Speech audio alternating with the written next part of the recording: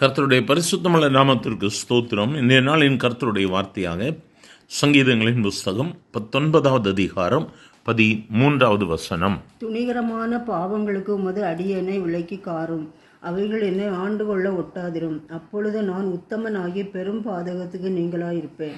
எனக்கு அருமையானவர்கள், இந்த இடத்தில் தாவீதின் ஜெபத்தை குறித்து நாம் பார்க்கிறோம். தாவீது இஸ்ரவேல் ஜனங்களை அரசாட்சி செய்த ஒரு அரசன் இந்த இடத்துல சொல்லுகிறான், ஆண்டவரே, துணிகரமான பாவங்களுக்கு நீர் என்னை விலக்கி காத்து கொள்ளும்.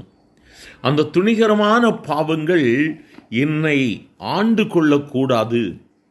அப்பொழுது நான் சுத்தமானாகி பெரும் பாதகத்துக்கு நீங்களாயிருப்பேன் என்று சொல்லுகிறார். ஆகவே துணிகரமான பாவங்கள் நம்மை பெரும் பாதகத்திற்கு கொண்டு செல்லக்கூடியதாக இருக்கிறது.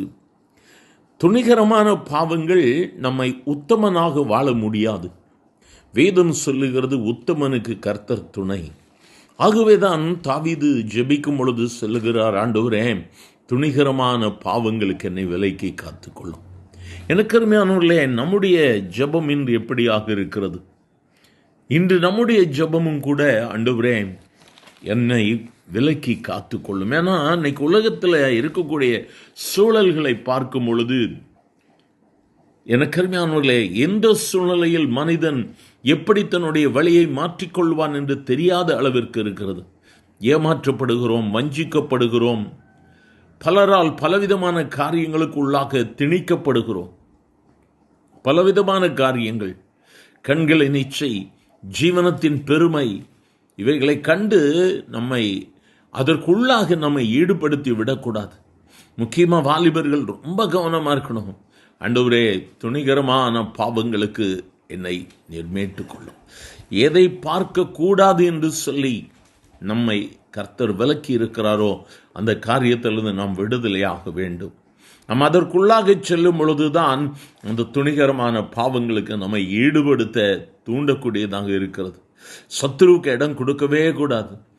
நீ உத்தமனாக இருக்க வேண்டுமானால் துணிகரமான பாவங்கள் உன் இதயத்திலும் இருக்கவே கூடாது. உன்னுடைய இதயத்திலும் உன் சரீரத்திலும் உன்னுடைய சிந்தையிலும் அவைகளை விட்டு எடுத்து போடும். இந்த நாளில் ஆண்டவர்கிட்ட கேட்க போற, ஆண்டவரே, அன்று தாவீது ஜெபித்த பொழுது நீர் பதில் கொடுத்தீரே, இன்று எனக்கும் பதில் தாரும் ஆண்டவரே. அவரை நோக்கி கெஞ்சலாமா? எங்கள் அன்பின் ஆண்டவரே, ஆசீர்வதிக்கப்பட்ட இந்த காலை வேளைக்காக நன்றியப்பா. இந்த நாளில் உம்மை நோக்கி கூப்பிடுகிற உம்முடைய பிள்ளைகள் துணிகரமான செயல்களுக்கு நீர் என்னை விலக்கி காத்து கொள்ளும் என்று சொல்லி கூப்பிடுகிற ஒவ்வொருவர் ஜெபத்தையும் கர்த்தர் ஆண்டவரை கேளுங்கப்பா.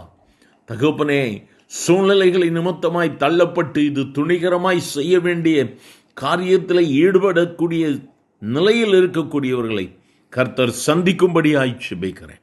உம்முடைய கிருபை ஒவ்வொருவரையும் சூழ்ந்து கொள்ளட்டும் ஆண்டவரே. நன்மையினால் அவர்களை திருப்தியாக்கும்.